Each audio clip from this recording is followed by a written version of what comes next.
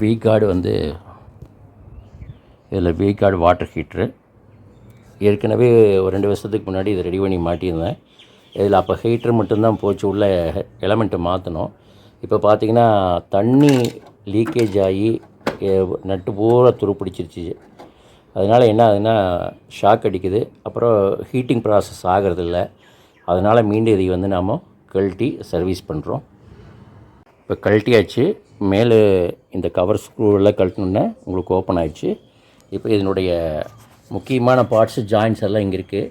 எப்போவுமே ஒரு பொருளை நாம் வந்து கழட்டி வேலை செய்யறதுக்கு முன்னாடி தெளிவான ஒரு வீடியோ ஒன்று எடுத்துக்கங்க. அப்போ தான் நீங்கள் மறுபடியும் ஃபிட் பண்ணுறப்ப சரியாக இருக்கும். இது வந்து நம்ம வாட்டர் டேங்கோட மேலே சேஃப்டிக்காக கொடுத்துருக்குது. எல்லாம் கழட்டியாச்சு. இப்போ தண்ணி, உப்பு தண்ணி எப்படி வருது பாருங்கள்.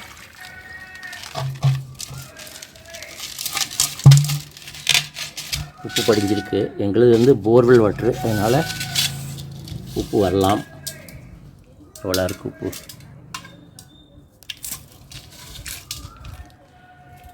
இது முடிஞ்சது.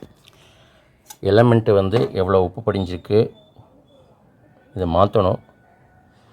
இது வந்து என்னோடய காஸ்ட்டு 450 ரூபாய்க்கு பக்கம் வருது. ஏற்கனவே வாங்கி மாட்டினோம், இப்போ அதே ரேட் தான்.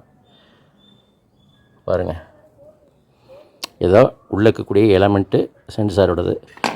ஹீட்டிங் சென்சார் இங்கே இருக்குது. ஹீட்டிங் சென்சார் இருக்குது. அதுக்குண்டான எலக்ட்ரிக்கல் சர்க்கியூட்டு, லைட்டு எல்லாமே இதில் தான் இருக்குது. இங்கே பாருங்கள், எல்லாமே இப்போ ரிமூவ் பண்ணியாச்சு.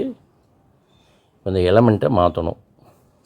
இப்போ உள்ளே இருக்கக்கூடிய முக்கியமான பொருள் இதுதான் எலமெண்ட்டு. இதுதான் வந்து தண்ணியை நம்ம ஹீட் பண்ணி தர்றது. இது அதுக்குண்டான சாதா தண்ணி வர்றதுக்கும் சுடு தண்ணி கீழே போகிறதுக்கும் உள்ள டியூப். இது வந்து சென்சாரு. ஹீட் ஆச்சுன்னா இதுக்குள்ளே இருக்கக்கூடிய சென்சாரை ஒர்க் பண்ணணும். இப்போ இது எல்லாத்தையும் சுத்தம் பண்ணி இதுமாரி ஒரு பொருளை வாங்கி மாற்ற போகிறோம். இது அடுத்த வீடியோவில் உங்களுக்கு வந்து ஃபிட்டிங் காமிக்கிறேன்.